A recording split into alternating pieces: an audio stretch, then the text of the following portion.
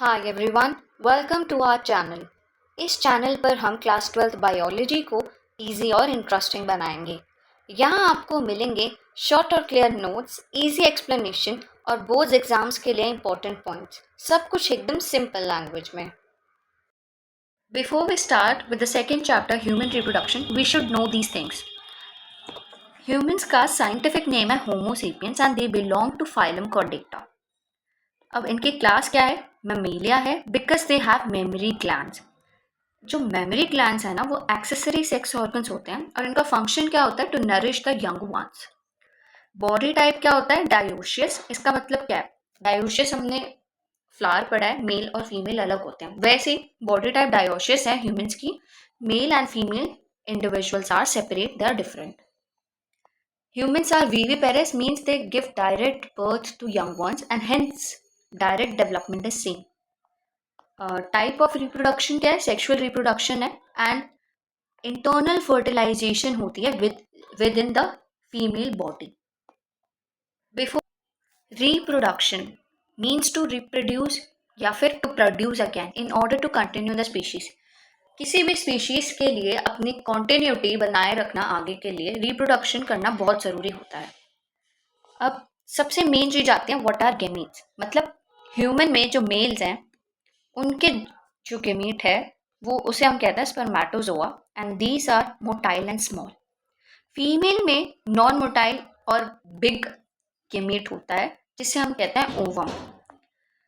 अब एक human life में एक फेज आता है प्यूबर्टी फेज जिसमें रिप्रोडक्टिव ऑर्गन्स मैच्योर हो जाते हैं, मतलब वो रिफ्लेक्ट होने लगते हैं ग्रोथ में। जैसे कि प्राइमरी सेक्स ऑर्गन्स क्या होते हैं? मेल्स में टेस्टिस और ओवरीज, फीमेल्स में प्राइमरी सेक्स ऑर्गन्स होते हैं। इन प्राइमरी सेक्स ऑर्गन्स का काम क्या होता है? They release gametes and produce sex hormones. और सेकेंडरी सेक्स ऑर्गन्स का काम क्या होगा? They support the function of primary sex organs. मतलब सेकेंडरी सेक्स ऑर्गन्स गैमीट्स को रिलीज नहीं करेंगे लेकिन they support the functions of primary sex organs. Example है seminal vesicle, prostate glands, mammary glands etcetera. अभी हम आगे और इसके बारे में पढ़ेंगे। अब ह्यूमन रिप्रोडक्शन के इवेंट्स क्या हैं? सबसे पहले आएंगे formation of gametes which is also known as gametogenesis. Males में स्पर्मेटोजेनेसिस क्या बनता है? स्पर्मेटोजोआ। फीमेल में oogenesis क्या बनता है? ओवम। उसके बाद होगा insemination, that means transfer of male gametes into female body. Third event हमारा आता है fusion of gamete which is also known as fertilization. अब साइट ऑफ फर्टिलाइजेशन क्या है? In the ampullary region of the fallopian tube. After insemination male and gametes fallopian tube में जाके fertilize हो जाते हैं in order to form zygote and zygote undergo mitosis in order to form blastocyst. जब blastocyst बन गया फिर blastocyst implant होगा यूटेरस में। इम्प्लांटेशन के बाद जेस्टेशन पीरियड आता है फॉर 9 months इन ह्यूमन। इसमें क्या है? डेवलपमेंट ऑफ फीटस या फिर embryo takes place in the mother's body. 9 months के बाद जब फीटस फुल्ली डेवलप हो गया तो उसके बाद जो डिलीवरी होती है आउट, मतलब expulsion of foetus out of mother's body, उसको हम कहते हैं पार्चुरेशन। 9th इवेंट हमारा आता है लैक्टेशन जिसमें nourishment of infants takes place by mother's milk. Male reproductive system. सबसे पहले हम पढ़ते हैं प्राइमरी सेक्स ऑर्गन्स के बारे में। दे directly influence the formation of gametes and produce sex hormones. अब सेकेंडरी सेक्स ऑर्गन्स क्या होते हैं? नो गेमीट्स, नो हॉर्मोन्स, ये कुछ भी नहीं बनाते, ना ही गेमीट्स ना ही hormones, but helps primary sex organs. इनका काम है हेल्प करना प्राइमरी सेक्स ऑर्गन्स को। प्राइमरी सेक्स ऑर्गन्स का एग्जाम्पल है इन मेल्स इज टेस्टिस। अब टेस्टिस क्या करेंगे? They produce gamete, sperm and hormone क्या बनाएंगे? एंड्रोजन। सेकेंडरी सेक्स ऑर्गन्स में आते हैं ducts, glands and external genitalia. अब डक्ट्स में क्या आएंगे? Vasa efferentia, epididymis, vas deferens. Glands में क्या आएंगे? Prostate glands, seminal vesicle and bulbourethral gland. External genitalia में आता है copulatory gland which is also known as penis. अब हम पढ़ते हैं प्राइमरी सेक्स ऑर्गन के बारे में, which is testis in males. They are present outside the abdominal cavity and covered by a sac-like dense connective tissue. अब testes are situated within a pouch called scrotum and they maintain a temperature 2 to 2.5 degrees Celsius lower than normal internal body temperature. क्या कह रहा है, जो scrotum में जो temperature होता है वो नॉर्मल बॉडी टेम्परेचर से कम होता है, which is essential for spermatogenesis. Testes outside the abdominal cavity takes place during 7th month of gestation. और अगर 7 मंथ ऑफ जेस्टेशन पे नहीं हुआ ऐसा तो एक कंडीशन आती है कॉल्ड क्रिप्टोर्किटिज्म. नेक्स्ट में move on to characteristics of testis. They are paired structure and oval in shape. Testis की विड्थ कितनी होती है, 2 to 3 सेंटीमीटर और ब्रेथ 4 to 5 सेंटीमीटर. ये जो डेटा है वो एनसीईआरटी में भी गिवन है और एमसीक्यूज में पूछा जाता है. This is the TS section of testis. तो ये रही टेस्टिस और हर एक टेस्टिस में 250 कंपार्टमेंट्स होते हैं जिसको हम कहते हैं टेस्टिकुलर लोब्यूल्स. हर एक टेस्टिकुलर लोब्यूल में 1 to 3 सेमिनिफेरस ट्यूब्यूल्स होते हैं which are highly coiled duct. अब स्पर्म्स जो हैं वो प्रोड्यूस होंगे सेमिनिफेरस ट्यूब्यूल्स में और each seminiferous tubule contains spermatogonia which undergo meiosis to form sperms. मतलब जो टेस्टिकुलर लोब्यूल्स के अंदर जो सेमिनिफेरस ट्यूब्यूल्स हैं उनमें क्या होगा, स्पर्मेटोजेनेसिस होगा, मीन्स स्पर्मेटोगोनिया से बनेंगे स्पर्म्स. उसके बाद टेस्टिस में ही आते हैं हमारे Sertoli cells which provide nutrition to germ cells. Region outside the seminiferous tubules are also known as interstitial spaces, which contain blood vessels, immunological competent cells and interstitial cells जैसे कि Leydig cells. अब Leydig cells they synthesize and secrete testicular hormones called androgens. And immunocompetent cells का काम क्या है, they protect the spermatocytes from WBCs. मतलब खुद की इम्यूनिटी कभी स्पर्मेटोसाइट्स पे ही ना अटैक कर दें. इम्यूनो कॉम्पिटेंट सेल्स इसीलिए स्पर्मेटोसाइट्स को प्रोटेक्ट करके रखते हैं. Let's talk about the duct system of males which includes the rete testis, vasa efferentia, epididymis and vas deference. Flow of sperms के बारे में पढ़ते हैं. सबसे पहले हमें पता है सेमिनिफेरस ट्यूब्यूल्स में होता है स्पर्मेटोजेनेसिस. उसके बाद they travel to rete testis followed by vasa efferentia and epididymis which is posterior to the testis. उसके बाद जाते हैं vas deferens में which ascends to the abdomen and loops over the urinary bladder. Now vas deferens combines with a duct from seminal vesicle and forms the ejaculatory duct open into the urethra. If we look at the diagram over here, ये रहे हमारे seminiferous tubules. यहाँ से फिर हमारी path follow हुआ rete testis, vasa efferentia, epididymis and then vas deferens. Epididymis and vas deferens which loops over the urinary bladder.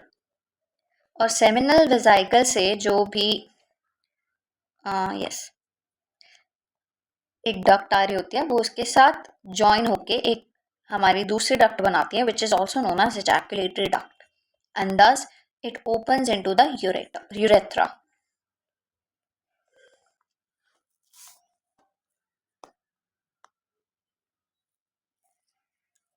Path of sperm and urine is common in human males which is urethra.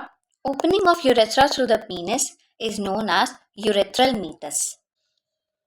Let's talk about male external genitalia which is also known as penis. Its enlarged end is known as glans penis and it is covered by a foreskin which is a loose skin. It is erect at the time of sexual arousal and helps in insemination of gametes. अब NCERT में एक word है semen which consists of seminal fluid and sperms. seminal fluid का मतलब क्या है, mail accessory gland से जो भी सिक्रीशन आ रहा है उसको हम कहते हैं seminal fluids. और with sperms it makes semen. अब seminal vesicle क्या है, they are paired structure, they are present at the back of the bladder and adds fructose to the semen, has alkaline pH, मतलब seminal vesicle क्या करते हैं, fructose देते हैं सीमेन में एंड अल्कलाइन बनाते हैं उसके पीएच को। प्रोस्टेट ग्लैंड क्या है, अनपेयर्ड है and they are present below the bladder. It provides alkaline pH and add calcium to the semen. Bulbourethral glands are paired. They are present at the top of penis and has white color and helps in lubrication of penis. ये सब याद होना चाहिए, ये MCQs में आता है. Further we move on to female reproductive system.